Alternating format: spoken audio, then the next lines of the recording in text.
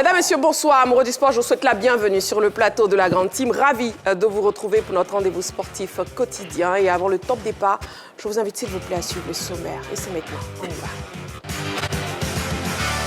va. Au sommaire de ce numéro de la Grande Team, les brèves sportives d'ici et d'ailleurs. Et c'est dans LGT News. Juve, le transfert définitif de Boga bientôt acté. Ça fait le buzz. Éléphant, les ailiers sont-ils le point faible de l'attaque? C'est la question au centre des échanges au cours de l'actu. Agréable soirée sportive en compagnie de Marie-Christine Begré et sa team.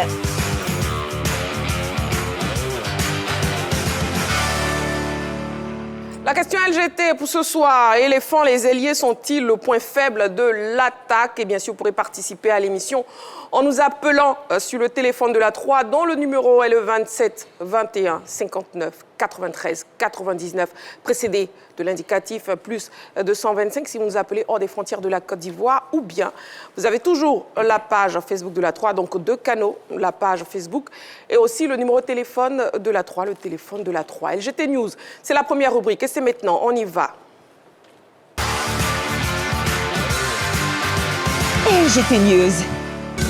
Débutons les news avec l'athlétisme, meeting international Gabriel Thiako. La compétition avancée au 6 mai. Face aux journalistes sportifs au siège du CNO Côte d'Ivoire, Sisa Kokodi, le lundi 16 mars, le président de la Fédération ivoirienne d'athlétisme, Jeannot Kwame Kouadio, accompagné de son vice-président, Serge Do, par ailleurs président du comité d'organisation du meeting international Gabriel Thiako, ont annoncé la tenue de la compétition pour le 6 mai prochain au stade Félix Houphouët-Boigny. Jeannot Kwame Kouadio a expliqué les raisons qui ont poussé le comité d'organisation à avancer cette compétition initialement prévue le 23 mai. L'objectif est de permettre aux athlètes ivoiriens de mieux préparer les championnats d'Afrique d'athlétisme programmés à Accra au Ghana du 12 au 17 mai.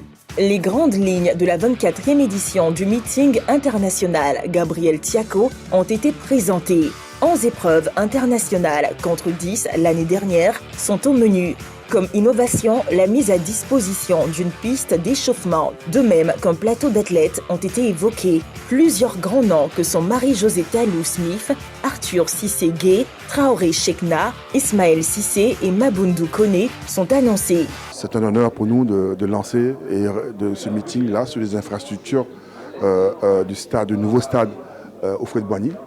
Donc le 6 mai, on vous invite donc à venir nombreux supporter ce grand meeting dans lequel il y aura nos grands internationaux qui arriveront des États-Unis, de France et partout dans le monde entier. Nous aurons cette fois-ci 11 épreuves, 5 en hommes, en dames et 6 en hommes. Et il y a les 100 mètres, 200, 400 sont en longueur et au niveau des dames. Et au niveau des hommes, nous avons le 100, 200, 110 mètres F. Nous avons la hauteur et le 4x100 au niveau des hommes. Arts martiaux mixtes, Assemblée générale. Bilan satisfaisant pour le président Tapé Jackson.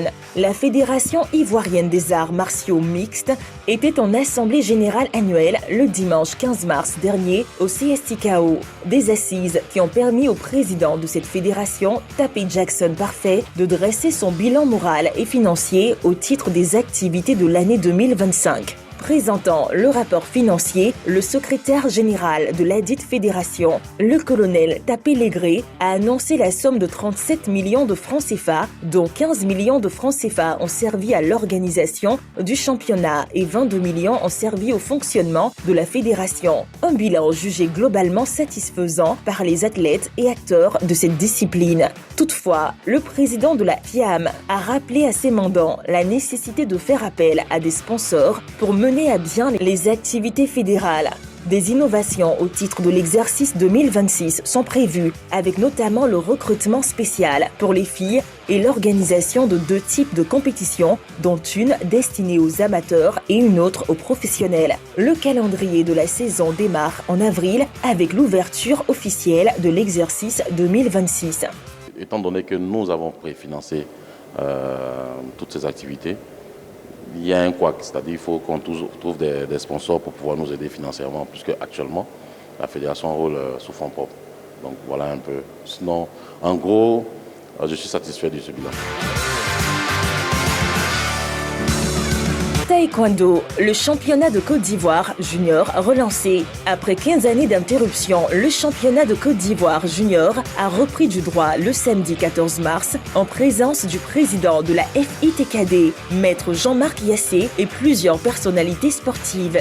C'est le CSTKO, situé à Cocody, qui a accueilli cette compétition qui a vu la participation de nombreux jeunes, aussi bien chez les hommes que chez les dames. Le public n'a pas boudé son plaisir, tant les taekwondoïnes ne se sont pas fait de cadeaux au cours des combats. Ce tournoi marque un moment important pour la fédération, d'autant plus qu'il symbolise la relance d'une plateforme pour l'éclosion de nouveaux talents capables d'assurer la relève. Pour cette compétition, ils sont nombreux à avoir convaincu les férus du taekwondo. On peut citer entre autres, chez les dames, Noufé Marthe Dabobo, des moins de 59 kg, Yeli Ornella de Koumassi, des moins de 55 kg, Pondéou Grace Dabobo, des moins de 46 kg, Bado Shigata, des moins de 45 kg, Diko Michael, des moins de 63 kg, Ouattara Malik, des moins de 73 kg, qui ont pour leur part impressionné le public chez les hommes. Merci au comité d'organisation, merci au comité directeur et merci au premier vice-président qui m'ont épaulé et m'ont permis de réaliser et remettre ce championnat en place, a commenté le président Jean-Marc Yassé. Le chapitre football à présent, Africa Sport d'Abidjan. Guy-Charles Poté, libre désormais. L'idylle entre l'Africa Sport d'Abidjan et Guy-Charles Poté a pris fin. Le divorce, selon le joueur, a été acté depuis la fin de la phase aller. C'est à travers sa page officielle Facebook que le milieu de terrain ivoirien, formé au PSG, a annoncé cette nouvelle par un message émouvant, sans toutefois expliquer les véritables raisons de cette séparation. Pour plusieurs raisons, mon aventure avec ce grand club s'est arrêtée plus tôt que je n'y l'aurais imaginé. Je garde néanmoins beaucoup de respect pour cette institution et pour tout ce que cette expérience m'a apporté. Je tiens surtout à remercier du fond du cœur les supporters pour leur amour, leur soutien et leur fidélité durant toute cette période, a écrit l'ancien capitaine du club vert et rouge. En attendant sa prochaine destination, Guy-Charles Poté se consacre à son académie. RD Congo, la FIFA inflige aux léopards une amende de 3 millions. 5 000 €, soit 3 275 000 francs CFA. Telle est l'amende infligée par la FIFA aux léopards de la République démocratique du Congo. Sous le coup d'une sanction depuis la finale des barrages africains pour la Coupe du Monde 2026 contre le Nigeria, la FIFA a condamné la RDC. Mais le motif évoqué n'a rien à voir avec la plainte des Nigérians pour des faits de violation présumés concernant l'éligibilité des joueurs congolais en marge de cette finale disputée le 16 novembre dernier. Au contraire, cette condamnation concerne l'emploi des pointeurs laser par les supporters lors du match. Cette sanction n'a donc aucune incidence sur la qualification des léopards pour la dernière ligne droite des barrages contre la Jamaïque ou la Nouvelle-Calédonie. PSG, Hakimi ciblé par le Real Madrid. C'est un secret de polichinelle. Achraf Hakimi plaît au Real Madrid. Les tractations ont même commencé. Selon les informations de Fichares, les Madrilènes travaillent activement sur le retour du Marocain, né à Madrid et formé à la Casablanca. Les rumeurs font sens. Hakimi est le profil idéal pour renforcer le couloir droit, où plusieurs joueurs, dont Dani Carvajal, sont annoncés sur le départ. L'opération s'avère toutefois délicate, car même si les Madrilènes affichent une volonté réelle de rapatrier le défenseur du PSG, ils devront mettre la main à la poche. Les Parisiens ont averti qu'ils ne vendront pas Hakimi en dessous de 80 millions d'euros, c'est-à-dire 52 milliards 400 millions de francs CFA. Un montant relativement bas pour un joueur de classe mondiale, mais suffisamment élevé pour dissuader le Real Madrid. Sait-on jamais? La décision appartient désormais à Florentino Pérez, d'autant plus que certaines informations font état d'une envie du joueur de vivre une nouvelle expérience. Allons-y pour notre soirée sportive. Amoureux du sport, 90 minutes d'émission en votre compagnie. Bien sûr, la question LGT, je vous redonne. Éléphants, les ailiers sont-ils le point faible de l'attaque. Éléphant, les ailiers sont-ils le point faible de l'attaque? Ce sera donc la question objet du débat dans l'actu tout à l'heure. Les membres de la team sont là, ils sont présents. Il s'agit ce soir de Jean-Philippe, de Yacoub Traoré, de Noël Boli et aussi de Dago Charles. Et bien sûr, avec eux, nous commençons le débrief des news. Jean-Philippe. Oui, je voulais m'intéresser à l'actualité de la République démocratique du Congo qui bientôt va rentrer en liste pour les barrages de la Coupe du Monde. Je l'ai dit la semaine dernière. Oui. L'Afrique attend une très belle prestation des Congolais dans ces barrages du côté du Mexique dans l'espoir de voir 10 représentants africains à cette prochaine Coupe du Monde. Mais avant cette rencontre fatidique, la Fédération internationale de football, association la FIFA, s'est prononcée sur un litige qui est apparu lors de la finale des barrages en Afrique entre la RDC et le Nigeria. C'est vrai qu'à l'issue de cette rencontre, les Nigériens avaient porté une réserve sur l'éligibilité de certains joueurs congolais dont ils estimaient qu'ils n'avaient pas le droit de prendre part à cette rencontre. Sauf que sur cette réserve, la FIFA ne s'est pas encore prononcée. Il n'y a encore pas eu d'information de rejet de la réserve ou autre chose, mais la FIFA a déjà tranché pour un premier point qui est l'utilisation des lasers par les supporters congolais durant cette rencontre. Il faut dire qu'il y a eu une utilisation abusive de ces lasers-là de la part des supporters congolais contre les joueurs nigérians. Et pour ce faire, la FIFA a décidé de sanctionner la Fédération congolaise de football. Cette sanction n'aura pas d'incidence sportive, notamment sur la participation des Congolais à ces barrages, mais c'est une sanction financière et un avertissement bien évidemment adressé à toutes les équipes nationales qui vont prendre part aux compétitions de la FIFA concernant l'usage de cet outil interdit dans les stades. Très bien. Oui, Dago Charles, on vous écoute. Oui, c'est vrai que moi, je voulais parler de Poté, qui malheureusement nous a quittés, mais je voudrais revenir plus rapidement sur le cas de cette question du laser. Nous a quittés. Terminez votre phrase d'abord, s'il vous plaît. Ça fait bizarre. Non, mais rapidement. Non, Poté nous a quittés. Il a quitté l'Afrique. Ah non, voilà, parce qu'il nous a quittés comme ça. Merci. Merci. C'est vrai, nous a quittés, ça donne une mauvaise impression. C'est la fibre Africa Sport qui s'exprime en moi, désolé. Et donc, vraiment, je voulais revenir un peu sur le cas de la RDC. Moi, je ne suis pas tout à fait content de cette décision de la FIFA parce que lors du match Comores-Maroc, les Marocains, les supporters marocains, je ne sais pas si tout le monde a fait attention, les supporters marocains ont mis ces lasers là dans les yeux et de l'arbitre et des Comoriens.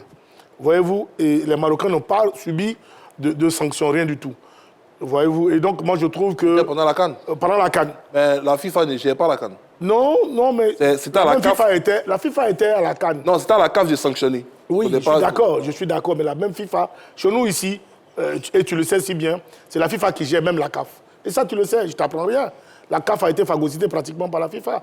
Donc cette utilisation abusive, ou bien cette utilisation de ce laser-là, je voudrais vraiment que ce soit la CAF et la FIFA qui ne fassent pas de 2 poids 2 mesures.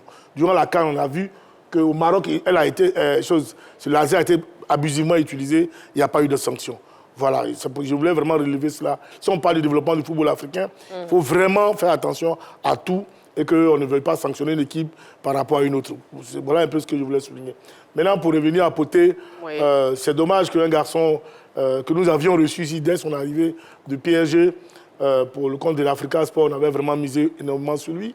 Et il a vraiment gravi les échelons au niveau de l'Africa Sport jusqu'à obtenir le brassard. Et donc moi, personnellement, je fondais beaucoup d'espoir sur lui. Et puis, à ma grande surprise, durant le mercato dernier, voilà, il a décidé de mettre un terme à sa carrière du côté de l'Africa Sport. Et puis, pourquoi pas, certainement, se consacrer à ce centre de formation aujourd'hui. Pour moi, c'était un peu trop précipité, un peu trop jeune pour pouvoir arrêter tout de suite avec l'Africa où il était déjà capitaine, où il pouvait se construire vraiment une carapace de légende de l'Africa Sport. Bon, mais il en a décidé autrement. C'est dommage. Bonne chance à lui. Parce que franchement, il faut reconnaître que même les supporters de l'Africa, on a plus ou moins réclamé lors du derby. On aurait bien voulu qu'il soit dans l'entrejeu de l'Africa Sport, mais ce n'est pas le cas. Ce n'est pas bien grave. Au revoir à lui. Et puis bon vent pour la suite de sa carrière. Merci beaucoup Jean-Philippe et Dago Charles pour la première partie du débrief des news. Éléphant, les ailiers sont-ils le point faible de l'attaque? C'est la question LGT pour ce soir. On va revenir pour la deuxième partie du débrief des news. Mais avant, marquons une petite pause, juste le temps de la publicité. À tout de suite.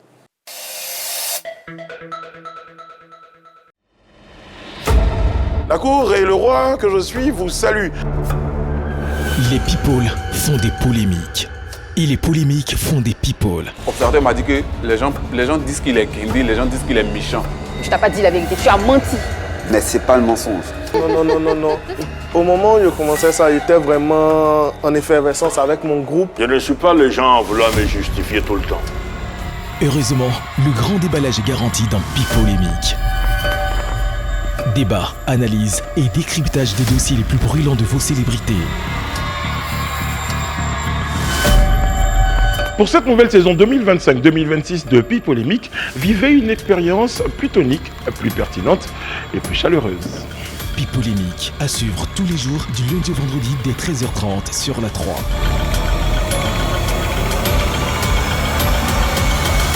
La 3, nous offrons 3 fois plus. Chut, les rois des questions à polémique sont là, dans l'heure des tchatcheurs. Et aujourd'hui, c'est une fierté pour toute la nation ivoirienne. C'est là tous et bienvenue dans l'heure des tchatcheurs de la saison 2025-2026 de votre talk show préféré. Opposition d'idées. Mais regardez la qualité du jeu qu'ils ont produit. Tu ne peux pas aller vite en besogne, M. Bachar Bourou. Tu ne peux pas jouer contre la Seychelles et dire que l'équipe va progresser. Protagoniste dans un face-à-face qui se termine toujours dans la fraternité. C'est l'une des plus mauvaises équipes de ces éliminatoires. Bagat, c'est un exploit de se qualifier pour la Coupe du Monde. Vous savez, au football, quand on parle d'exploit, c'est lorsqu'on réalise un résultat qui n'est pas attendu. Mais M. Bachar Bourou a d'être dithyrambique. L'heure des tchatcheurs à suivre du lundi au vendredi en direct à partir de 10h sur la 3. Merci, scotché sur les antennes de la 3 car le débat plaisir est de retour. Le salut. La 3, nous offrons 3 fois plus de sport.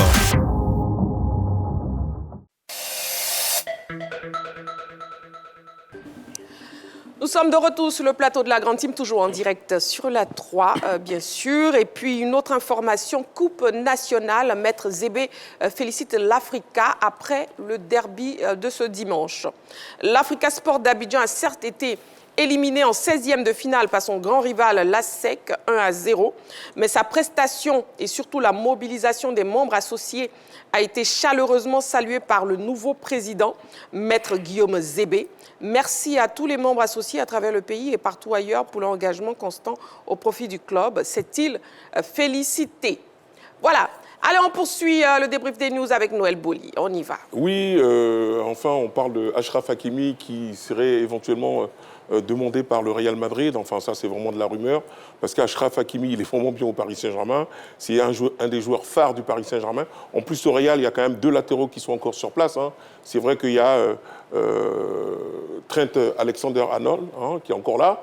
Et puis, il y a Dani Carvajal qui est encore là, qui n'a pas encore pris sa retraite. Et il revient très bien. Il a même des envies de jouer la Coupe du Monde. Donc voilà, donc ça va être un petit peu difficile. Mais dans l'esprit quand même des dirigeants madrilènes, ça germe le fait de faire revenir quand même Achraf Hakimi, qui était quand même un des joueurs qui avait été formé au club, qui avait été lancé par Zinedine Zidane à l'époque. Mais maintenant, revenir comme ça, à mon avis, ce sera pas possible. En tout cas, pas pour maintenant. Peut-être qu'il reviendra, mais dans 2 ou 3 ans. Mais pour l'instant, il est vraiment un joueur clé du Paris Saint-Germain, du système de Luis Enrique. Et le club mise énormément sur lui. Je veux parler du club parisien. Donc aujourd'hui, c'est vrai que ça reste que de la rumeur. Et à mon avis, ça va être rangé que dans la rumeur. Très bien. Yacoub, avec vous, on parle taekwondo. Ah oui, le taekwondo, la reprise du championnat junior, pour moi, c'est une très, très bonne chose. Hier, on a parlé de Hossein Kimi, qui est une bonne athlète, il faut assurer la relève. Et cette relève-là, elle ne peut être assurée qu'avec ce genre de championnat. Il y a des jeunes qui émergent. Et ce qui est intéressant surtout, c'est qu'on a des clubs de l'intérieur qui viennent participer, ou du moins qui ont participé à ce championnat-là. Un club d'Arikoka, par exemple, c'est dans le nord de la Côte d'Ivoire, qui a obtenu la première médaille de son histoire. C'est quelque chose de très intéressant et ça challenge les jeunes parce qu'on ne peut pas progresser quand on joue en autarcie, quand on est toujours dans sa région. Donc, c'est quelque chose de très, très important qui va permettre la progression de ces jeunes-là puisque les meilleurs seront les représentants de la Côte d'Ivoire à l'international. Et puis, à côté de ça, on a une compétition importante qui arrive. Ce sont les Jeux olympiques de la jeunesse à Dakar qui auront lieu fin octobre, début novembre. Donc, c'est quelque chose de très, très important pour mettre ces jeunes-là en forme et surtout pour doper le mental de ces jeunes-là, mais surtout de tout le système de formation, tout le système du taekwondo en Côte d'Ivoire. Et je salue cette initiative-là, même si 15 ans, je pense que c'était un peu trop, mais il n'est jamais trop tard pour bien faire. Exactement, vous l'avez dit, il n'est jamais trop tard pour bien faire. Nous allons passer au focus de ce soir, on y va.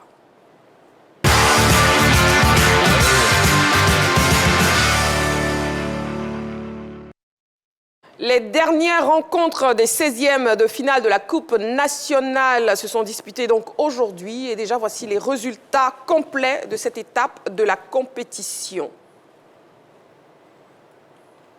Le Sierra Korogo s'est imposé face à l'US Fermier 2-1. Le WAC et Agboville ont coupé la poire en deux à l'issue du temps réglementaire 2-2. Victoire d'Agboville 4-2 au tir au but.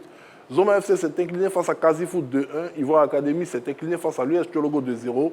Bien évidemment, la SEC Moza a battu l'Africa Sport d'Abidjan 1-0. L'AS Dengele s'est incliné face au Stade d'Abidjan 2-0. Le Stella Club d'Abidjan s'est incliné face à Sutomi Sport de l'armée à l'issue des tirs au but 3-4. 1-1 à l'issue du temps réglementaire. FC Solidarité s'est incliné face à Yopougon FC 1-0. Leader SC a battu Sol FC 2-1. ADFK et Gagnois, la rencontre s'est soldée par une défaite de Gagnois au tir au but 4-3. Score final à l'issue de 90 minutes 1-1. Boaké FC 1-1. Victoire face à FC Mouna 3-2 au tir au but. FC Oza a battu le FC San Pedro 1-0. San Pedro, ça ne va pas du tout actuellement au niveau des Pétriciens.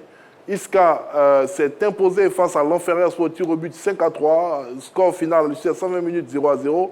L'AS Athlétique d'Adjamé a pris le meilleur sur le Racing Club 1-0. La FAD s'est imposé au tir au but face à Max United 4-2 après avoir coupé la poire en deux 1-1. Et le CE Sport de San Pedro face à 2 Plateaux FC, c'est une rencontre qui, normalement, suivait son cours au moment de l'enregistrement au niveau du prompteur. Donc, au niveau de la répartition des clubs qualifiés, au niveau de la Ligue 1, il y a 11 clubs qui sont qualifiés. La Ligue 2 a 2 clubs qui sont qualifiés et la D3 en a 3. Et la D3 en a 3. Et puis justement, messieurs, commentaires sur les résultats de la FAD et aussi du Racing Club d'Abidjan, d'Agoucha. Dommage pour le Racing Club d'Abidjan, parce que pour moi, quand on est en Ligue 1, on devrait pouvoir normalement assurer son statut. Mais se faire éliminer comme ça en 16e de finale, pour moi, c'est vraiment désolant. Voilà, ça montre qu'à un moment donné, on n'est peut-être pas sérieux. Bon, peut-être que les dirigeants aussi ont fixé peut-être des objectifs. Ils sont peut-être allés dans le sens de jouer pour le maintien au niveau de la Ligue 1, donc la Coupe nationale ne dit pas grand-chose, alors qu'avec la Coupe nationale, en moins de 7 matchs, on peut se retrouver en Coupe d'Afrique. Et donc, bon, c'est vraiment dommage pour cette équipe-là. Oui, Jean-Philippe. Écoutez, bon, j'aurais aimé même qu'on ait encore les scores en illustration. C'est vrai que j'ai fait la lecture, mais je ne les ai pas gardés en tête. Mais il faut dire que c'est le charme de la Coupe nationale, tout simplement. C'est de voir des équipes de division inférieure prendre le meilleur sur des équipes de première division ou de Ligue 1. Et quand on regarde le match de cette formation de l'AFAD, voilà, je pense que l'AFAD s'est incliné. Bon, j'ai du mal à voir. Non, ils ont gagné. Non, l'AFAD a gagné. Ah, ils ont gagné, voilà. Donc c'est pourquoi j'ai demandé à voir l'illustration. Bon, disons que ça change un peu mon analyse. C'est une bonne chose parce que généralement, au niveau comment on appelle la Coupe nationale, les équipes qui s'engagent pour aller le plus loin possible en championnat, très souvent permettent aux joueurs qui ont très peu de temps de jeu de prendre part aux premières phases, aux premières rencontres de cette compétition. Maintenant, plus elles vont arriver vers la finale, et là, les titulaires vont rentrer. Là, on sait qu'on a la possibilité d'aller remporter un trophée, mais ça permet à tout l'effectif de se sentir concerné par les différentes compétitions. Donc, voilà, si ça a permis à la FAD de passer ce cap-là, c'est une très bonne chose. Mais il y a quand même des clubs qui ont été éliminés dans cette compétition-là et qui, pour moi, sont des cas un peu surprenants. J'ai parlé tout à l'heure du FC San Pedro qui ne gagne plus. Après avoir enchaîné, je crois, 5 matchs sans victoire au niveau du championnat national, ils viennent de prendre encore une défaite face à FC Oza. Voilà, donc on risque, même si pour l'instant ils sont 2e du championnat, s'ils continuent sur cette lancée-là, on risque même de ne pas voir San Pedro en Coupe africaine l'année prochaine. Donc c'est à eux de se réveiller le plus rapidement possible. Bon, à FAD, tu vois, ils ont fait match nul face à Max United, l'équipe de Max Gradel, qui est un club de 3e division. Voilà, on a parlé du resserrement de niveau entre les différentes divisions, parce qu'aujourd'hui, la Côte d'Ivoire commence à avoir une identité de jeu issue de ce qui a été fait dans les centres de formation à la sortie de la SEC Mimosa. C'est vrai que ce n'est pas parfait, ce n'est pas tout le monde qui l'admet, mais ça permet aujourd'hui d'avoir une certaine homogénéité en termes de pratique de football et on a moins de différences. Vous voyez que les scores sont pratiquement étriqués dès les 16e de finale. Ça veut dire qu'il y a quand même du bon niveau, que ce soit en première, en seconde ou en troisième division. Effectivement, le FC San Pedro, tenant du titre de la Coupe nationale, éliminé. Et puis, on a 11 clubs de la Ligue 1 qui ont pu donc se qualifier pour les 8e de finale de la Coupe nationale. Oui, Noël Boli. Oui, enfin, on a 11 clubs qui se sont qualifiés. Mais moi, j'ai envie de m'arrêter un petit peu sur le Sporting Club de Gagnoa, qui quand même a perdu, parce que c'est un club très ambitieux, qui quand même a perdu contre l'ADFCA. Je sais pas quelle équipe. L'ADFK. L'ADFK. Donc voilà, pour le Sporting, un club qui se veut avoir comme ça de la suprématie sur la Ligue 2 et remonter très vite en Ligue 1, se faire sortir comme ça. Bon, j'ose espérer qu'ils ont fait tourner l'effectif, comme a dit Jean-Philippe, deux fois c'est à juste titre, parce qu'ils n'ont pas un effectif pléthorique. Mais je pense que le Sporting Club de Gagnoa a un effectif pléthorique, donc ça fait quand même un petit peu tâche. Et je veux aussi m'arrêter sur le Zoman FC, qui s'est fait sortir aussi par Quasi-Foot. Je veux dire, bon, ça c'est le charme de la Coupe. La Coupe, c'est vrai qu'il y a beaucoup d'incertitudes, encore une fois, parce que ce sont les matchs de Coupe, mais c'est quand même pas normal qu'une équipe comme le Zoman FC se fasse sortir par le Casa-Foot. Donc tout ça nous amène à un résultat assez serré des clubs de Ligue 1, même sur les 16 équipes, il y en a quand même 11 qui sont qualifiées, c'est toujours une très bonne moyenne, mais il y a quand même quelques petits résultats comme ça qui laissent un petit peu perplexes, qui nous font dire que bon, voilà, ils avaient peut-être pas l'idée de jouer cette Coupe à fond, mais en tout cas, c'est très bien pour le charme de la Coupe, et c'est ce qui fait qu'on aime bien cette Coupe nationale-là. D'accord. Les résultats, on a quelque chose à rectifier. Le Racing Club qui s'est qualifié 1-0, voilà, au détriment de l'Athletic. Voilà, le Racing Club. Oui, Yacoub, on vous écoute. Oui, pour moi, je vais dire, la logique a été respectée. C'est vrai qu'à cette étape des 16e, les clubs de Ligue 1 se qualifient en général pour aller de l'avant. Mais je veux surtout parler du Sporting aussi, qui, moi, me déçoit un tout petit peu, très sincèrement. Parce qu'il y a 2 saisons avec toute la machine qui était derrière, avec un coach qui est arrivé, avec des joueurs qui sont arrivés d'un certain niveau. Et même cette année, quand vous regardez le recrutement, avec des joueurs qui ont été en Ligue 1, qui vont en Ligue 2, c'est un peu décevant de se faire éliminer de la sorte parce qu'on apprend qu'il y a les moyens. Et quand il y a les moyens au football, c'est vrai que les moyens seuls ne suffisent pas. Mais quand il y a les moyens, normalement, la machine devrait se mettre en route. Mais ce n'est pas le cas pour cette équipe du Sporting Club de Gagnoa. Donc, il faut remettre les pendules à l'heure pour cette équipe-là parce que c'est Gagnoa. C'est une ville qui vit aussi le football et il faut s'affirmer maintenant pour les autres résultats. Je pense que la logique a été respectée. La SEC a battu l'Africa. Bon, c'est un club de D2 contre un club de Ligue 1, même si je pense que le meilleur n'a pas forcément gagné en termes de jeu. Mais bon, c'est le football et au moins on a eu un derby. C'était bon pour nous. Exactement. Et puis justement, est-ce que la victoire de la SEC Mimosa face à l'Africa Sport ne fait pas d'elle le grand favori d'Ago-Charles? Bien sûr. National. La SEC est pour l'instant en tête du championnat de la Ligue 1. Et puis la SEC vient difficilement de battre l'Africa, son ennemi juré, et dans des conditions que nous connaissons. C'est vrai que l'Africa a eu le ballon, la position du ballon, tout et tout, mais tactiquement, la SEC a tellement bien joué le coup qu'on se rend bien compte qu'au niveau tactique, la SEC sait gérer un match dans la difficulté. Et donc pour moi, oui, la SEC est favori pour cette compétition. Mais ça reste une coupe nationale. La coupe, elle a beaucoup de surprises. Auriel a dit, une petite équipe de 2-3 peut venir. Demain, pourquoi pas éliminer la SEC si la SEC ne la respecte pas. Et donc, oui, mais pour l'instant, c'est ce qui nous est donné de voir, la SEC est favori, tant au niveau du championnat national qu'au niveau de la coupe nationale. Parce que le véritable adversaire, c'était l'Africa. Ça, il faut le dire, le véritable adversaire, c'était l'Africa. Je le dis parce que, en général, les matchs à SEC Africa, ce n'est pas le plus en forme qui gagne, en général. Et là, on l'a vu, la SEC étant premier, qui partait favori. Peut-être beaucoup ont pensé que la SEC aurait pu dérouler 3-4-0 face à l'Africa, mais ça n'a pas été le cas. Donc si la SEC sort de là, je pense que la SEC sera beaucoup plus regardée et la SEC sera beaucoup plus sérieux avec les autres adversaires. Et puis nous avons vécu effectivement ce derby le dimanche dernier. Je vous propose de revivre l'ambiance de ce derby ASEC Africa avec notre reporter Patrick Kema. On regarde.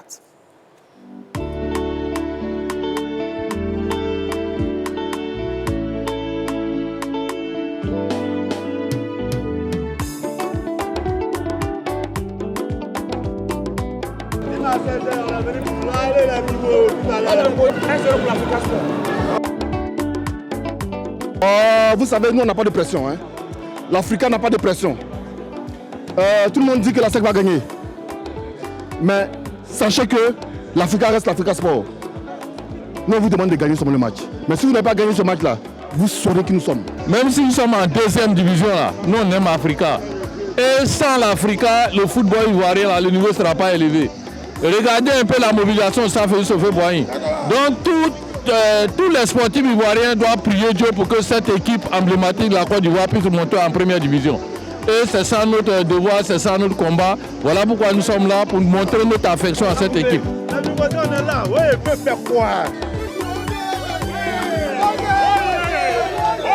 Demandez aux gens de l'Africa, ils n'ont qu'à nous laisser tranquilles. Ils sont en deuxième division, aujourd'hui c'est un plus pour eux. Ils n'ont qu'à nous respecter. Nous les Mimosas, on a Goro Bata, on a Sot Benu Goro Bata, ils n'ont qu'à nous faire attention. Il ne faut pas avoir du haine.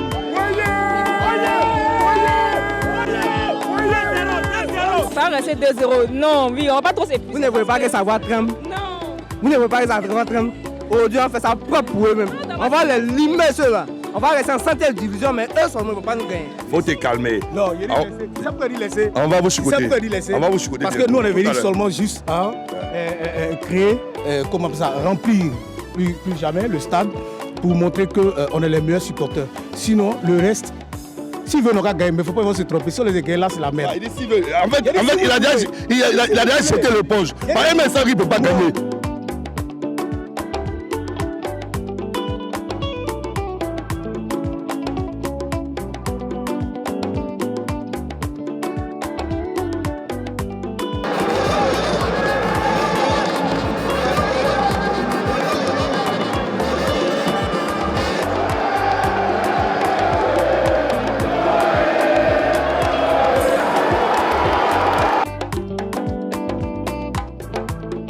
Vraiment, l'Africa produit du beau football actuellement.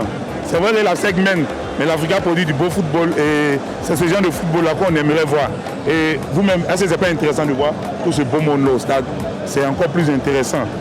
Et la deuxième mi-temps sera encore plus bonne parce que l'Africa revient en force et nous allons gagner ce match, forcément. La première mi-temps, j'ai trouvé quand même le jeu de l'Africa au bon niveau. On ne désespère pas. Et puis, nous allons remporter. On va gagner à sec. On n'a pas été bête, l'arbitre a donné un faux pénalty à sec, c'est tout. C'est le vrai niveau qui est là. Comme une équipe qui a fait 6 ans en Ligue 2, vous jouez avec eux, c'est pénalty qui vous sauve. Ils n'ont pas honte. C'est le vrai niveau là qui est là. Ils savent, on y le pays à l'extérieur seulement.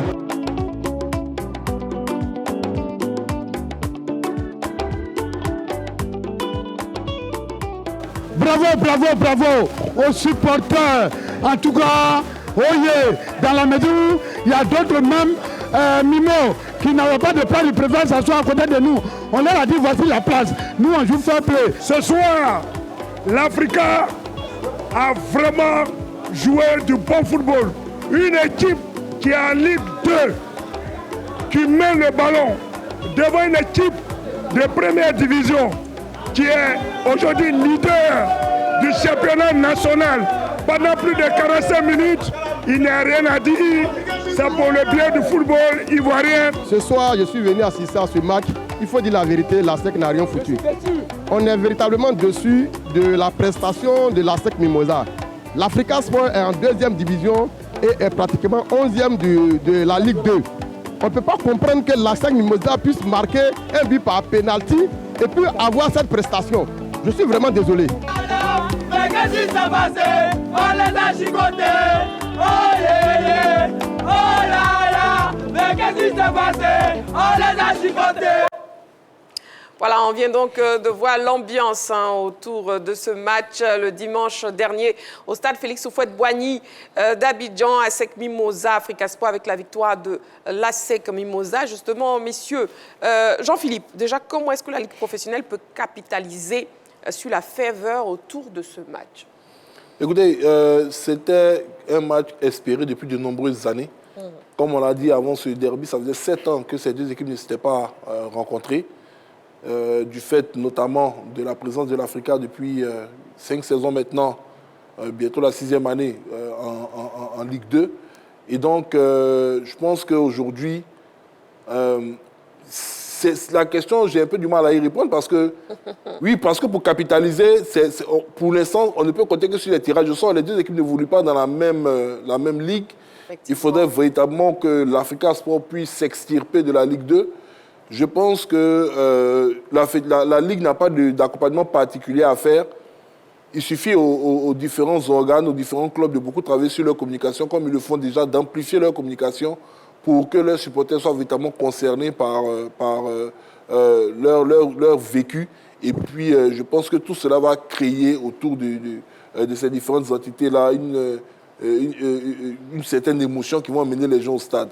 Mais c'est très difficile aujourd'hui de dire comment est-ce que la Ligue peut capitaliser sur ce derby, à moins chaque année, en espérant que dès la saison prochaine, l'Africa, même cette saison, l'Africa monte en Ligue 1, à moins d'avoir des boules chaudes pour tirer à chaque fois avec l'Africa en Coupe nationale. Je ne sais pas comment est-ce qu'ils pourront le faire. Maintenant, c'est un derby, ce sont des clubs qui sont bâtis durant de nombreuses années avec de très belles histoires. Il ne faudrait pas oublier que ce sont les deux clubs à avoir remporté les 2 derniers trophées continentaux pour la Côte d'Ivoire, dont l'Africain est le tout dernier. Et donc, pour les autres clubs qui ont remporté des trophées continentaux comme le Stella, le Stade, c'est à eux peut-être de regarder un peu, de revoir dans leur base comment ils vont reconcerner leurs supporters pour que plusieurs matchs puissent avoir autant de ferveur. Et puis, à partir de cela, bon, la Ligue va continuer à pousser, même si pour terminer, j'estime que la communication institutionnelle autour des événements concernant le championnat national ou le football local dans sa globalité est un peu faible. La Coupe nationale se poursuit avec les 8e de finale et justement, découvrons à présent les affiches des 8e de finale de la Coupe nationale. Les affiches. Yopougon FC va rencontrer l'ASEC Mimosa. WAC FC sera face à la FAD. Agboville va jouer face au Stade d'Abidjan. Leader SC face à US Piologo. C'était, je crois, un grand derby l'année passée au niveau de la Ligue 2. ADF face à FC Oza. Kazi Foot face à Iska. Racing Club face au COK. La SOA va rencontrer le vainqueur d'ISOE Sport face à 2 Plateaux FC. Voilà, avec ces affiches, Noël Boli, quelles sont les oppositions qui retiennent votre attention? Il y a 2 oppositions quand même. Je m'arrête sur le Boaké FC contre la FAD. La FAD qui va jouer à Boaké, donc c'est toujours un déplacement compliqué. Et on verra qu'est-ce qu'ils ont dans le ventre, s'ils ont vraiment envie d'arriver au bout de cette compétition-là. Et puis après, il y a l'ES Agboville. Ça, je crois que c'est quand même, on va considérer ça comme une affiche de Ligue 1. L'ES Agboville contre le Stade d'Abidjan. Le Stade d'Abidjan qui commence un petit peu à retrouver ses couleurs. Donc voilà, c'est une belle occasion, une très belle occasion pour le Stade d'Abidjan de pouvoir s'extirper de ce piège d'Agboville. Maintenant, on verra. Sinon, les autres affiches m'ont l'air aussi toutes intéressantes. Mais en tout cas, voilà, ce sont les 2 affiches qui retiennent mon attention, avec un regard un petit peu particulier sur l'ASEC Mimosa qui reçoit le Yopougon FC. Je ne sais pas où le match va se jouer, mais en tout cas, on sera curieux d'aller le voir. Mais bon, voilà, pour Dago Charles, qui est de Yopougon, je crois que ce match-là lui fera énormément plaisir. Donc voilà, en gros, ce qui retient mon attention. Yacoub, et vous? Moi, le match RCA Club Omnisport de Korogo, c'est quand même un match. Ça peut être un match très, très intéressant parce qu'on a une équipe du RCA qui joue au football, qui est très intéressante. Et puis, on a le Club Omnisport de Korogo avec notamment Diabaté, des joueurs qui sont là, qui sont présents, qui ont envie de prouver cette saison également qu'ils peuvent faire quelque chose. Ça sera pour moi le choc de ces 8e de finale peut-être. Voilà. Et puis, on va passer à ce qui crée le buzz sur la planète sportive. Ce soir, c'est dans Sa Buzz. On y va, c'est maintenant.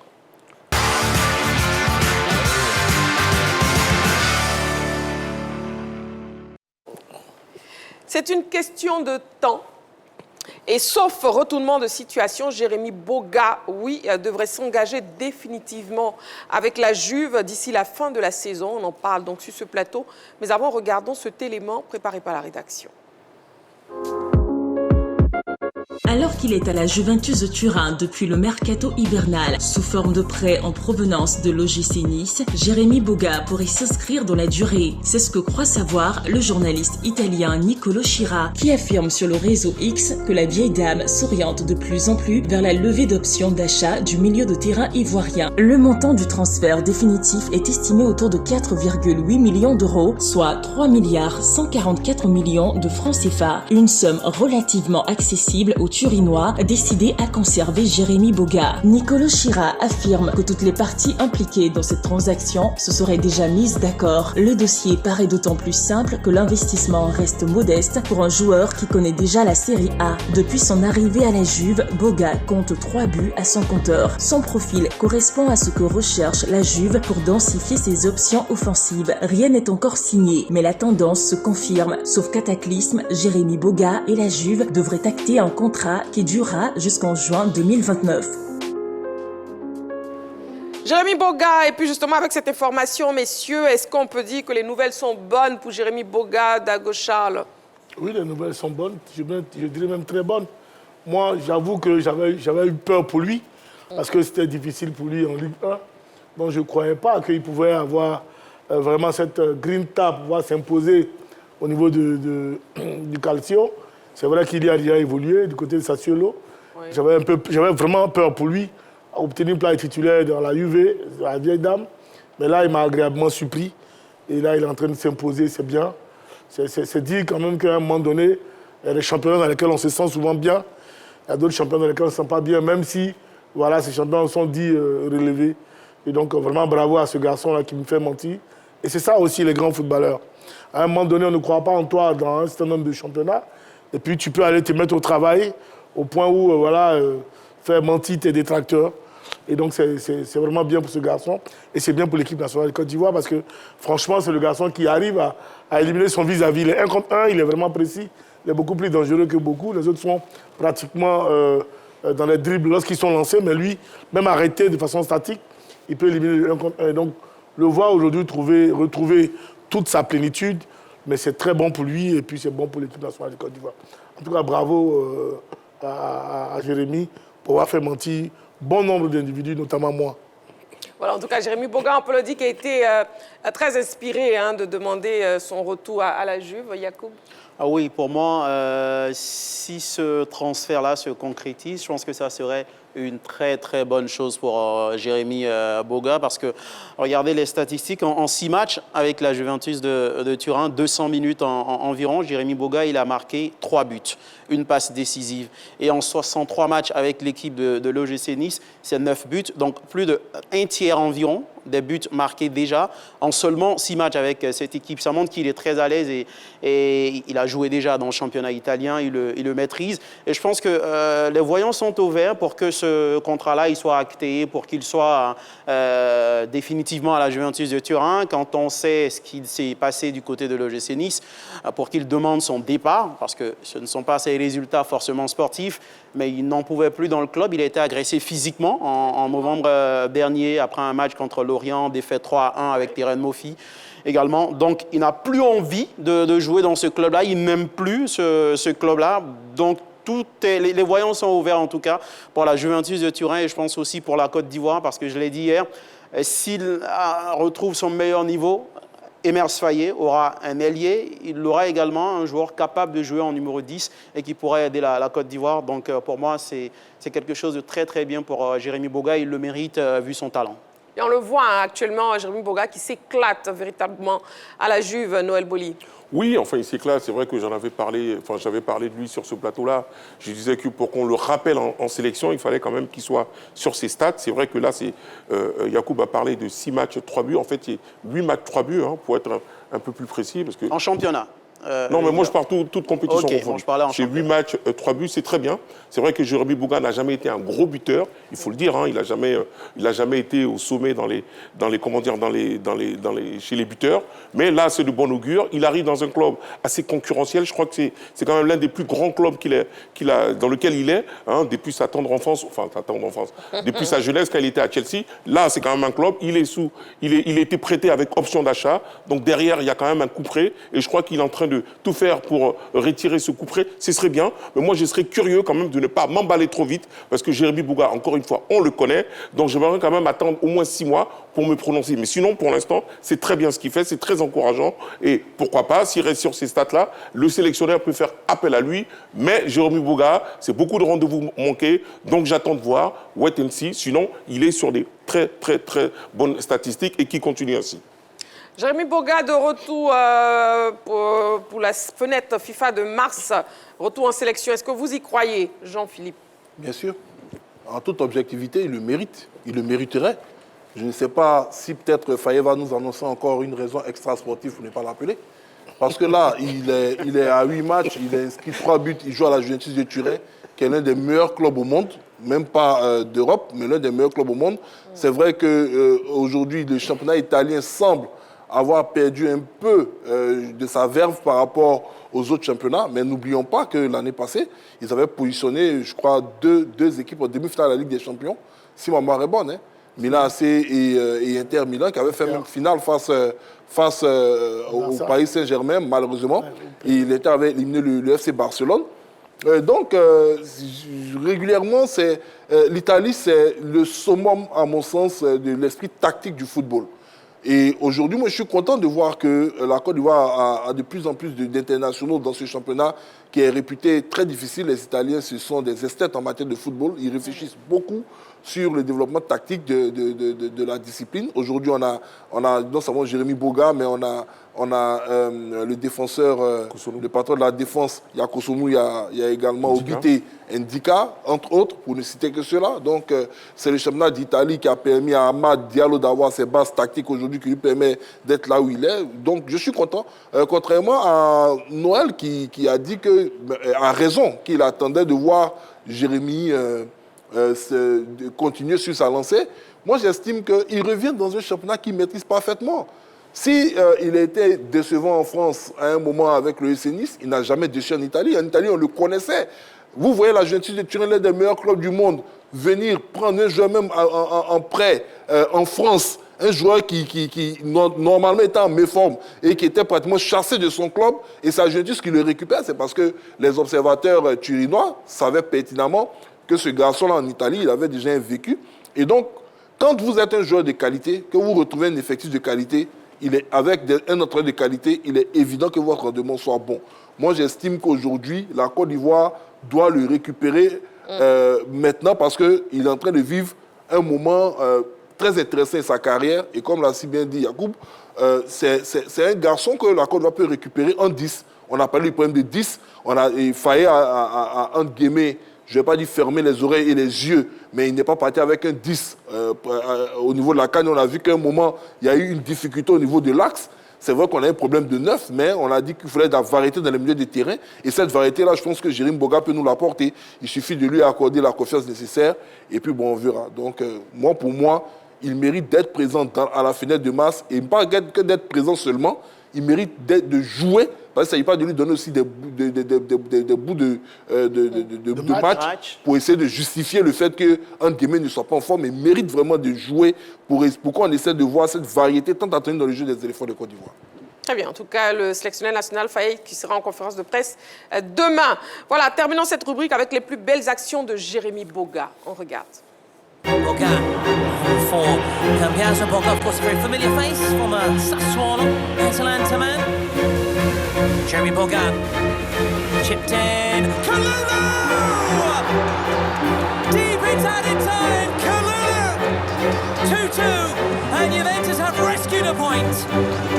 Boga, donc n'oublions pas la conférence de presse demain du sélectionneur national qui donnera donc sa liste pour les joueurs appelés pour la fenêtre de mars avec les 2 matchs. Donc on aura le match face à l'Écosse et face face à la Corée. À la Corée, oui, face à l'équipe. Il y a deux Corées, il faut préciser quelle Corée. Non, c'est pas la Corée du Nord en tout cas. Voilà. Face à la Corée du Sud. La Corée du Sud. Très bien, et justement, on parlera des éléphants ce soir, et c'est dans l'actu. On y va.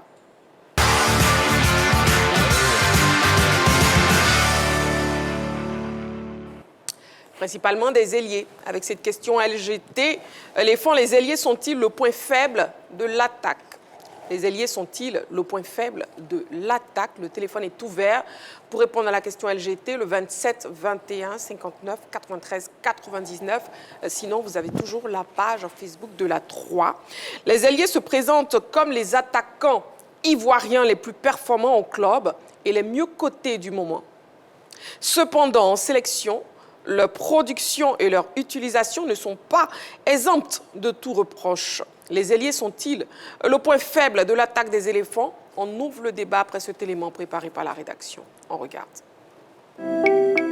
L'équipe nationale de Côte d'Ivoire se caractérise par une tradition de grands ailiers, de Yoro Alphonse à Max Gradel, en passant par Boé Norbert, Youssouf Fofana, Kassi Kouadio Lucien, Eugène Bogré-Yago, Haruna Dandane, Kader Keïta ou encore Gervinho. Les éléphants se sont souvent appuyés sur ces attaquants de côté vif, rapides, techniques, capables de faire la différence dans la zone de finition. La génération actuelle est conduite par Wilfried Zaha, Nicolas Pepe, Jérémy Boga, Amad Diallo, Oumar Diakité, Yann Diomandé et Bazoumana Touré. Ils se présentent comme les internationaux ivoiriens les plus performants et les mieux cotés du moment. Ils brillent en club et leur rapport en sélection est indéniable. Par exemple, Amad Diallo a figuré parmi les meilleurs joueurs de la dernière CAN au Maroc et Oumar Diakité demeure le meilleur buteur des éléphants sous le sélectionneur Emers Faye. Cependant, ils ne sont pas exempts de tout reproche dans la production du secteur offensif ivoirien. Il leur est souvent reproché d'être trop personnel et de ne pas alimenter les avant-centres en balles de but. Ils donnent aussi quelquefois l'air d'être plus préoccupés par leurs statistiques personnelles que par le jeu collectif. En plus de cela, la place essentielle qui est accordée aux ailiers dans le système de jeu fait que l'attaque ivoirienne se retrouve sans solution quand ils sont verrouillés par l'adversaire. Le match des quarts de finale de la CAN 2025 face à l'Égypte est une illustration patente. Pris dans la tenaille des pharaons, Amad Diallo et Yann Diomandé n'ont été que l'ombre d'eux-mêmes. Dans ces conditions, les ailiers ne sont-ils pas le point faible de l'attaque des éléphants? Faut-il continuer d'axer le système de jeu de l'équipe autour d'eux? Et justement, avant d'ouvrir le débat, je vous propose de voir les statistiques des ailiers ivoiriens cette saison. Les statistiques des ailiers ivoiriens cette saison. Les statistiques qui s'affichent, sinon, voilà, oui. Amad Diallo, né le 12 juillet 2002 à Abidjan, il évolue à Manchester United. Il totalise 16 sélections pour 5 buts. Avec Manchester United, il a participé à 25 rencontres en étant 22 fois titulaire. Un temps de jeu estimé à 1913 minutes. Il a inscrit 2 buts, 2 passes décisives, 2 cartons jaunes, aucun carton rouge. Yann Diomandé, né le 14 novembre 2006 à Abidjan, club actuel RB Leipzig. Il a 9 sélections en équipe nationale pour 3 buts. Avec son club, il a participé à 28 matchs, 23 titularisations, 2078 minutes pour 11 buts inscrits, 6 passes décisives et 2 cartons jaunes. On a Nicolas Pepe, né le 29 mai 1995 à Mantes-la-Jolie en France. Il évolue actuellement à Villarreal en Espagne. Il totalise 53 sélections pour 11 buts. Avec son club de Villarreal, il a participé à 35 rencontres, 27 fois titulaire, 2393 minutes pour 4 buts inscrits, 5 passes décisives et 4 cartons jaunes. Bazoumana Touré, né le 2 mars 2006 à Abidjan, il évolue à Offenheim. Il a 4 sélections pour 2 buts. En termes de performance avec son club, il était titulaire à 23 reprises sur 24 matchs joués. Il a un temps de jeu de 1879 minutes. Il a inscrit 2 buts pour 7 passes décisives et il est écopé de 2 cartons jaunes. Simon Adengra, né le 1er janvier 2002 à Abidjan, il a 26 sélections pour 4 buts. Il totalise 23 matchs avec Sunderland et Monaco où il évolue cette saison. Il a été titulaire à 15 reprises. Il totalise 1184 minutes pour 4 buts inscrits, une passe décisive et 2 cartons jaunes. On a Jérémy Boga, né le 3 janvier 1997 à Marseille. Et il joue à la Juventus de Turin. Il a 25 sélections pour 2 buts. Il a évolué cette année avec Nice et la Juventus, donc il totalise 28 matchs joués, 11 titularisations, temps de jeu 1175 minutes, 5 buts inscrits, 3 passes décisives, aucun carton jaune, aucun carton rouge. Wilfried Zaha, né le 10 novembre 1992 à Abidjan, il évolue à Charlotte FC aux États-Unis, 36 sélections pour 5 buts, performance avec Charlotte cette saison. La saison a repris aux États-Unis. Les 4 titularisations, 4 matchs, 352 minutes, aucun but inscrit, 2 passes décisives et déjà 4 cartons jaunes en 4 matchs pour Wilfried Zaha. Oumar Diakité, né le 20 décembre 2003 à Bégerville, il évolue au Cercle Bruges, il a 28 sélections pour 6 buts. Performance avec son club cette année, 12 titularisations, 22 matchs, 12 titularisations, 22 matchs. Il a joué 1212 minutes, il a inscrit 3 buts, 0 passes décisives et 5 cartons jaunes et 1 carton rouge. On a Beignet Traoré, né le 30 novembre 2002 à Ouragayo. Il évolue au FC Bâle. 5 sélections pour aucun but. Cette année, il a participé à 26 rencontres en tant que titulaire sur 31 matchs. Il totalise 2128 minutes. Il a inscrit 9 buts, 1 passe décisive et 3 cartons jaunes pour 0 carton rouge. Voilà, ils sont donc 9, les ailiers ivoiriens actuellement. Et la question LGT est donc posée, les ailiers sont-ils le point faible de l'attaque, messieurs, sur le plateau? À vos panonçons, un oui ou un non, s'il vous plaît. Et bien sûr, après, je vous laisserai argumenter. C'est donc un non pour Jean-Philippe, un non pour Yacoub, un non pour Noël Boli. Et Dago Charles, c'est un oui? Dago Charles, c'est un oui, hein? Oui. D'accord, ok, très bien. Dago Charles, on vous écoute. Pourquoi ce oui? Écoutez, je vais reformuler la question pour expliquer mon oui.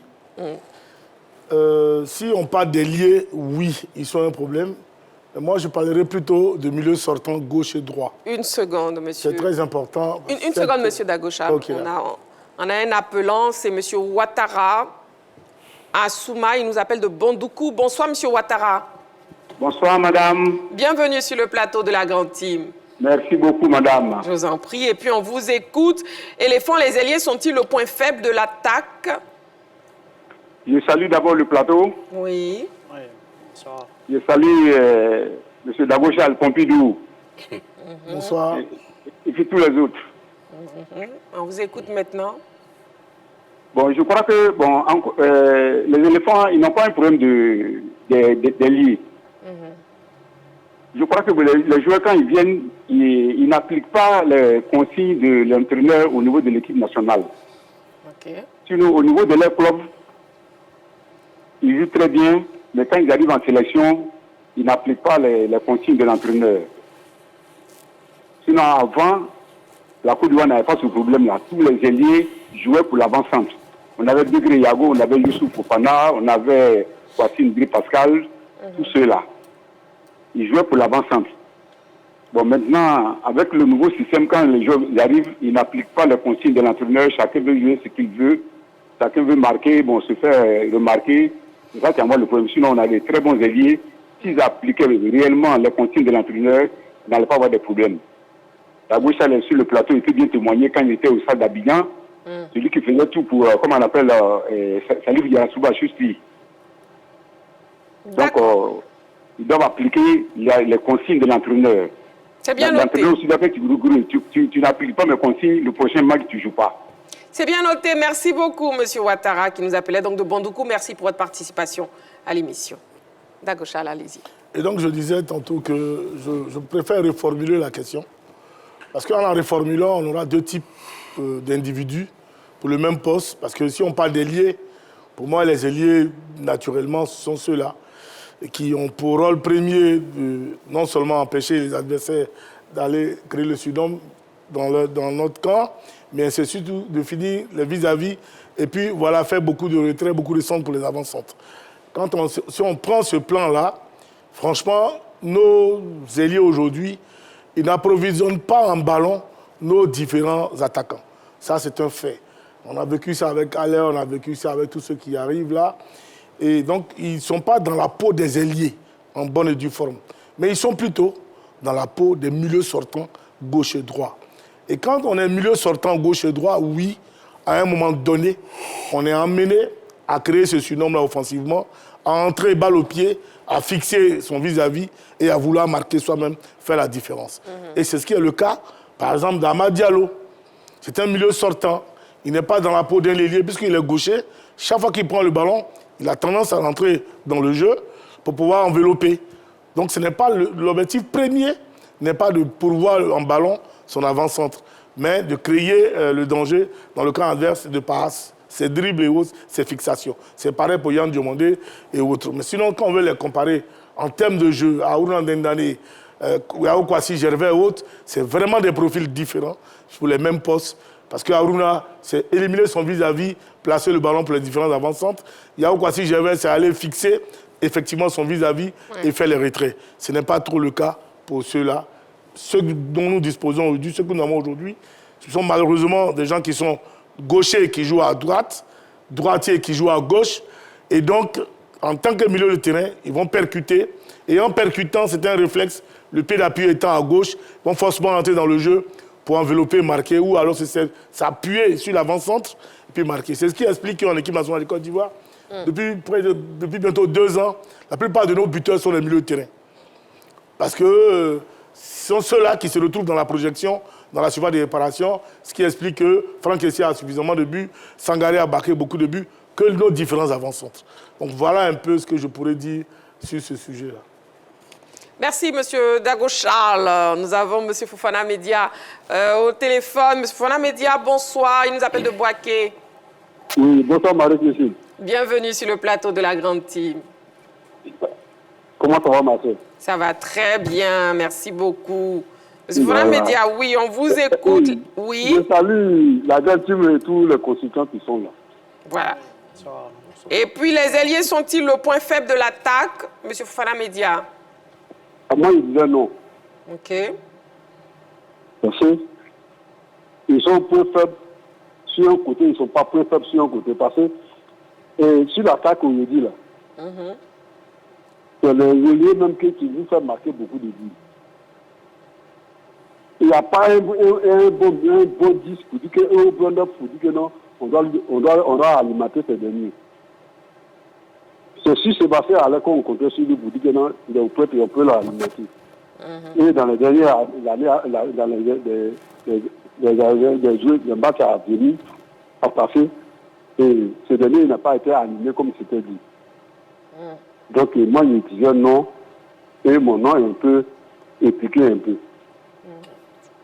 D'accord. Donc, merci beaucoup. Si on doit revenir sur les Kati Kwadjo, les Youssouf Fofana, les Edouard Olivier, les Haruna Ndendane, et les profils aujourd'hui, et puis pour ceux-là aujourd'hui, il y a une très grande différence. À chaque fois que les choses même s'avancent, il y a toujours l'amélioration au niveau du football. Donc, il ne faut pas confondre les choses aujourd'hui. Très bien. C'est bien noté. C'est bien noté. Merci beaucoup, M. Fofana Média. Merci beaucoup. À vous et bonne émission. Je vous en prie. Merci beaucoup que nous appelez donc de Boaké. La question LGT, les ailiers sont-ils le point faible de l'attaque? Dago Charles a répondu oui. Il a donné ses arguments. Yacoub a répondu non. On attend ses arguments. Non, pour moi, pas du tout. Pas du tout. Déjà, quand on regarde la dernière Coupe d'Afrique des Nations, ceux qui marquent les buts de la Côte d'Ivoire, ce sont les ailiers contre le Burkina. Il y a Touré qui marque, il y a Yann Diomandé qui marque. Ce sont les ailiers qui font le jeu. Et si on veut rentrer dans la définition de Dago Charles tout à l'heure, le football moderne aujourd'hui ne produit alors que des milieux sortants, en quelque sorte, parce que presque tous les ailiers de nos jours, ce qu'on leur demande, ce n'est vraiment pas de centrer un ballon. La preuve en est qu'on met en numéro 9 par moment, pas un joueur qui est capable de prendre le ballon de la tête et de le smatcher dans les poteaux, mais un joueur qui est capable de remiser, par exemple, pour son ailier qui rentre sur son pied et puis d'enrouler après. Donc pour moi, non, ils ne sont pas vraiment le problème, c'est plutôt une force pour cette équipe de la Côte d'Ivoire. Il faut comprendre que le football, il a changé. Le football, il y a eu une mutation, même dans la formation. Dans ta formation, on te dit, tu n'es pas celui avec ton latéral, on fait le dédoublement pour qu'il centre à tout moment. Non, prends des risques, va fixer, essaie d'enrouler et tout ça. Donc pour moi, c'est plutôt un avantage pour la Côte d'Ivoire avec tous ces ailiers qui ont été présentés, Béni Traoré, Nicolas Pepe et tous les autres. Pour moi, c'est vraiment un avantage, et cet avantage-là, c'est le football moderne qui l'impose, c'est le football de notre époque qui l'impose, qui demande aux joueurs tant dans leur formation que dans leur club, de jouer de cette manière-là. Et les attaquants, aujourd'hui, quand on regarde Haller et tous les autres, ils sont un peu orphelins. Et la preuve en est qu'ils sont en train de disparaître un peu, les attaquants de cette race de Sébastien Haller, qui sont vraiment dos au but, costauds, gaillards. Les clubs ne comptent pas sur de nombreux attaquants comme ça. Par moments, ils sont dans l'effectif, mais on les utilise à différents moments parce que les stratégies des clubs ne sont pas forcément autour de ce type d'attaquants-là, mais sur des ailiers qui sont capables de provoquer et de faire la différence. Bon, on va faire confiance aux latéraux pour centrer pour nos différents attaquants maintenant. Très bien, c'est vos arguments donc. Et on écoute Jean-Philippe qui a aussi répondu non.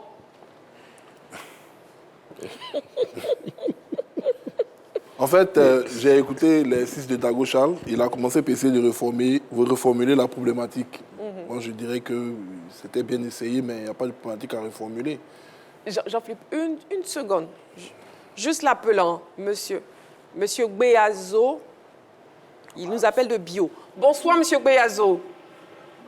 Bonsoir, madame. Bienvenue sur le plateau de la Grande Team. Merci beaucoup. Un grand merci à vous parce que vous êtes en rouge et c'est que vous êtes une Amazone de l'Africa Sport. Je n'ai jamais dit ça. J'ai porté mon rouge. J'ai porté simplement mon rouge. Elle fait son gant. Voilà, c'est ça. Je supporte son gant. Allez, bienvenue sur le plateau. Et puis, on vous écoute, éléphant. Les ailiers sont-ils le point faible de l'attaque? Madame. Oui. Moi, je pense que l'actuelle équipe des éléphants de Côte d'Ivoire n'a pas d'ailier. Ils sont tous des milieux sortants. Voilà. Ils sont tous des milieux sortants parce qu'un milieu, c'est un finisseur et c'est celui qui fait le buteur. Oui. Mais aujourd'hui, ce n'est pas ce que nous constatons. Et tous ces milieux-là, c'est des gens, ils cherchent à être des buteurs. Or, à l'époque, comme le disait l'un de mes prédécesseurs, les Degré Yago, les Youssouf Fofana, les Siedonat Olivier, c'est des gens qui étaient des finisseurs et qui servaient les Ben Badi, les Ahmed Ouattara, c'est-à-dire tous les grands buteurs. Mais aujourd'hui, ce n'est pas le cas. Je ne sais pas. Bon. Or, en club, ils sont des véritables ailiers. Mais quand ils arrivent en sélection, ils s'érigent en milieu sortant. Et Pompidou l'a défini. Et ce qu'il a dit, c'est tellement réel. Donc, moi, je pense que, et vous voyez, autant de Drogba Didier, les Haruna Dendadé, les trucs, le petit, là, comment il s'appelle bon, ce sont des gens qui étaient des véritables ailiers. Mais aujourd'hui, ce n'est pas le cas. Donc, pour moi, je pense que les entraîneurs doivent faire un travail de fond. Faye MS et Guy Benet doivent faire un travail de fond pour qu'on ait des ailiers pour servir nos buteurs. Voilà. Donc, moi, je pense qu'il faut travailler à ce niveau pour qu'on ait des véritables ailiers. Parce que, vous voyez le match contre l'Égypte. C'est parce qu'on n'a pas d'ailier qu'on a perdu le match. Tout le monde veut marquer. Or, si on avait des ailiers, ils allaient contenir la défense adverse et cette défense n'allait pas monter pour pouvoir servir les attaquants adverses. Donc, voici le problème des éléphants. Très bien. C'est bien noté. Merci beaucoup, monsieur, pour votre participation à l'émission. Merci beaucoup. Merci beaucoup, madame. Je vous en prie. Merci beaucoup. Oui, Jean-Philippe. Je vais essayer de faire un parallèle avec ce qui se passe au niveau du football mondial. Parce que qu'on le veuille ou non, les joueurs qui évoluent sur les côtés des éléphants de Côte d'Ivoire sont des joueurs qui évoluent dans des très grands clubs en Europe. Lionel Messi était capable de marquer 90 buts en une saison. Il pouvait marquer 50 buts au Barça. Ça n'empêchait pas Samuel Eto'o de mettre une trentaine de buts en jouant en position de 9. Il n'a pas empêché David Villa de marquer beaucoup de buts. En étant ailier gaucher qui rentrait au milieu, qui finissait, il n'a pas empêché Luis Suarez de terminer soulier d'or européen. Idem avec Cristiano Ronaldo quand il évoluait sur les côtés, qui jouait avec un garçon comme Rooney dans l'axe. Il marquait beaucoup de buts, mais Rooney marquait des buts. Pourquoi j'ai pris cette comparaison? Les aînés peuvent pas être un problème pour moi au niveau de l'équipe nationale du Côte d'Ivoire. À un moment, il faut poser les termes. Et je pense que c'est un débat qui avait commencé il y a pratiquement un mois de cela. Je disais qu'il fallait regarder seulement les performances de nos joueurs qui évoluent en pointe. Regardons leurs performances en club, regardons leurs statistiques et comparons-les. Est-ce que leurs statistiques sont drastiquement différentes de ce qu'ils ont en club par rapport à l'équipe nationale? Je dirais non. Nos neufs ne font plus peur. Nos neufs n'effraient plus. Ce ne sont pas des neufs qui marquent beaucoup de buts. Sur le continent africain, Victor Osimhen, il a le même profil d'ailier. Je ne vois pas les ailiers nigérians jouer comme des TGV, jouer sur des lignes, jouer sur des rails, où ils prennent le ballon, ils courent, ils se mettent au point de corner, ils centrent, et puis Osimhen va chercher le ballon. Toutes les équipes aujourd'hui pratiquent ce football avec des ailiers inversés. C'est la nouvelle donne. C'est aux attaquants de s'adapter. C'est à eux de savoir quel type d'appel faire. C'est à eux de savoir quel espace aller chercher quand les ailiers rentrent. Puisque quand ces ailiers-là rentrent, il y a de l'espace pour les latéraux. Les latéraux ne rentrent pas aussi. Les latéraux envoient des centres. On voit, comme il s'appelle, que ce soit Wilfried Senghor, excellente qualité de centre, envoyer des balles dans l'axe. On voit Guela 2 envoyer des balles dans l'axe. Ghislain Conan, bon, moi-même, j'aimais le tenser sur ce fait. Mais sur la dernière CAN, il s'est amélioré sur ce côté, il envoyait des centres. Donc, c'est pas parce que les ailiers n'envoient pas de centre que les attaquants ne reçoivent pas de centre. Moi, je le dis, on n'a pas de problème d'ailier, on a des problèmes d'attaquants de fixation de neuf. Sébastien Haller, on a beau dire ce qu'on veut dire sur le fait qu'il ne recevait pas les ballons, mais quand il était dans la plénitude de sa forme, peu importe la rencontre à laquelle il prenait part, Sébastien Haller finissait par marquer un but. Il finissait par être décisif. Quand on prend la CAN 2023 en Côte d'Ivoire, c'est avec, je dirais même, des ailiers pires que ça, qui couraient derrière les statistiques. Mais malgré la blessure, il a inscrit des buts. Il s'est rendu utile, il a fait des passes décisives, il a fait des ouvertures pour les autres. Un entraîneur qui est sur le banc de touche, il ne cherche pas à savoir si c'est son attaquant qui va marquer ou si c'est le gardien qui va marquer. Son objectif, c'est de mettre une stratégie pour que son équipe remporte le match. S'il se rend compte que ces neufs ne peuvent pas faire le travail, il va travailler avec les autres profils. La semaine dernière, en Ligue des champions européenne, le Real Madrid a battu la formation de Manchester City 3-0 avec un triplé de Valverde. Mais nous, on était sur le plateau. Mais quand on est reparti regarder qui évolue en poste de neuf au Real, il n'y avait pas de neuf. Ils ont joué sans neuf. Le football moderne, aujourd'hui, pour vous passer de neuf, et les élèves vont être vos buteurs. L'académie Mossifcom qui est sortie, qui a battu l'Espérance de Tunis, ils ont battu l'Espérance sans neuf. Ils avaient Zévenance et Aruna des années sur les côtés, Aruna même qui est rentré après. Donc c'est dire que on ne peut pas aujourd'hui... Il était là, non? Non, il n'a pas joué ce match. On ne peut pas dire aujourd'hui que des garçons qui se battent pour marquer des buts, qui vont prendre l'espace, c'est un problème en équipe nationale. Le but que Ahmad marque lors du premier match de la Coupe d'Afrique des Nations, le 1-0 qu'on fait, je crois que c'était face au Malawi, j'ai oublié le nom de l'équipe qu'on croise. Mais c'est un but de neuf. C'est un centre qui vient. Qui va chercher le ballon? Mozambique, merci. Qui va chercher le ballon?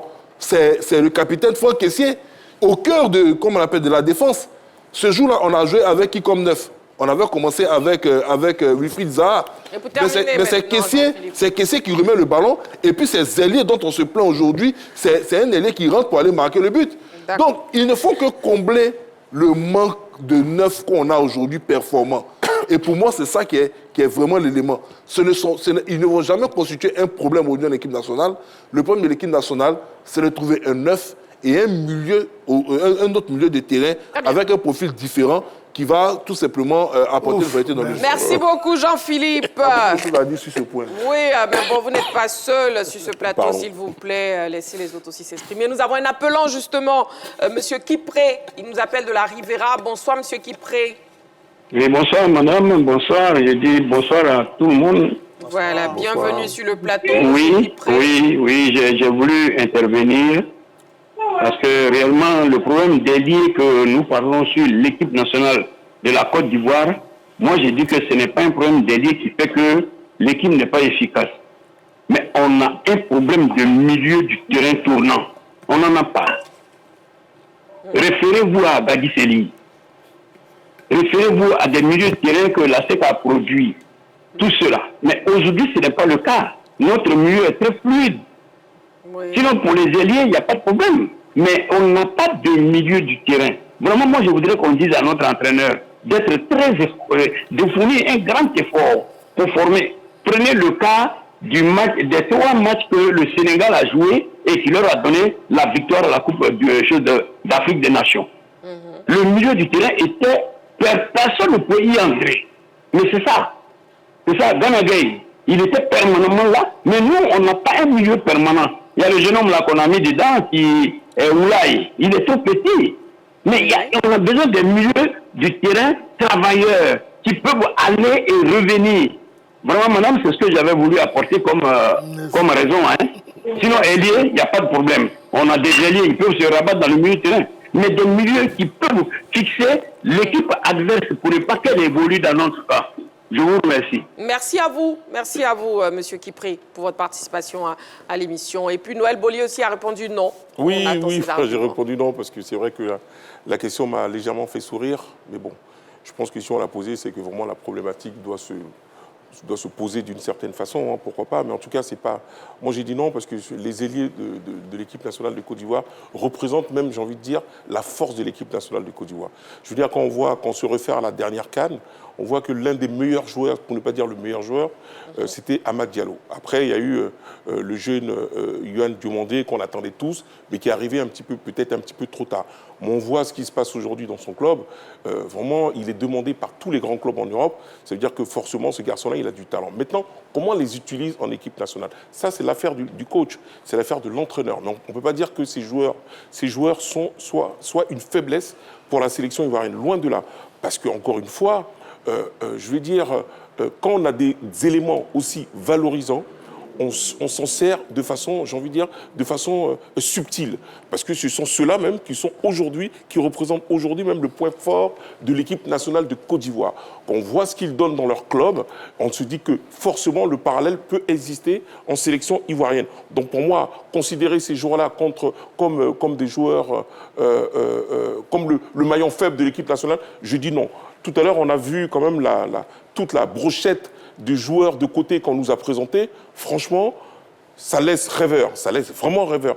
En revanche, là où je peux peut-être, je dis bien peut-être rejoindre un petit peu Dago Charles, parce qu'il faut bien qu'on le rejoigne un petit peu quand même, là où je peux un petit peu le rejoindre, c'est seulement dans les statistiques de ces ailiers-là. On a vu que sur leurs statistiques, même en club, il n'y a que Yohan Diomandé qui se démarque. Parce que si effectivement, ils ont envie de prendre la place des attaquants axiaux, parce qu'aujourd'hui, c'est le football moderne qui le veut, comme l'a dit mes collaborateurs ici sur le plateau. Il faut aussi qu'en termes de statistiques, ça soit quand même un peu plus éloquent. Mais quand on voit les statistiques, on s'aperçoit quand même que c'est encore en dessous de la moyenne. Et là-dessus, il doit faire énormément d'efforts. Sinon, au-delà de ça, ça reste quand même des pièces maîtresses, sinon le maillon fort de l'équipe nationale de Côte d'Ivoire. Et j'estime qu'il faut encore retravailler 2 fois plus pour qu'ils soient encore 2 fois plus performants et trouver un attaquant axial, justement, qui puisse avoir un jeu cohérent avec ces joueurs-là, qui puisse, pourquoi pas, aussi s'imbriquer dans la réflexion générale du coach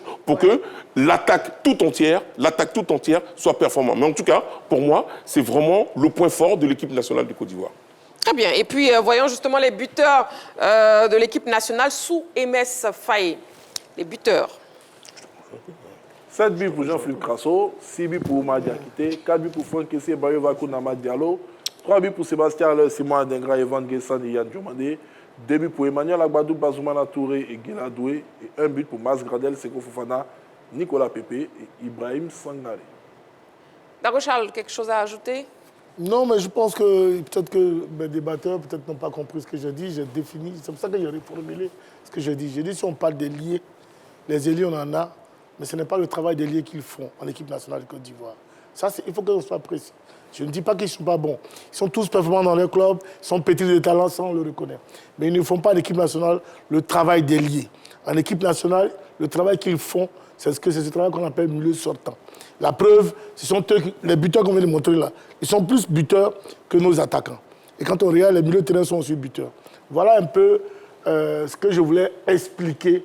Sinon, je n'ai pas loin de moi l'idée de dire que nos garçons, Yann Diomandé, Amad Diallo, ils ne sont pas bons.